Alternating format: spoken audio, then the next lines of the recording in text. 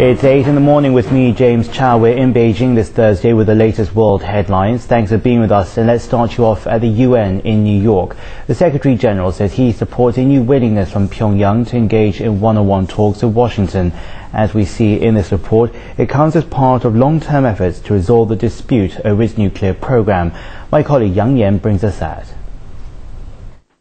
During a Wednesday briefing, the UN chief said that there should be a dialogue with the DPRK on the nuclear issue, and if the six-party format doesn't work, he supports direct dialogue with the United States. While I believe that six-party talks still can provide the good way for the solution through dialogue, if necessary,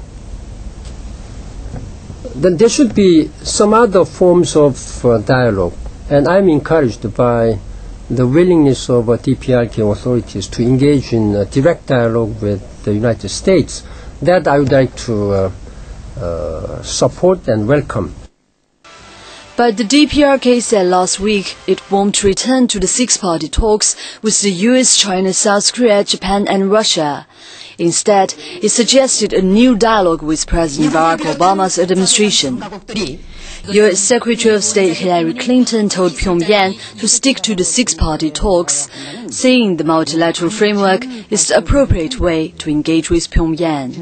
Yang Yan, CCTV. Lots more news coming out of the UN. Ban Ki-moon also says China should strive to become a global leader in combating climate change with clean energy. He says Beijing must make it a priority to foster sustainable, green and low-emission development and to set an example for developing countries and the rest of the world.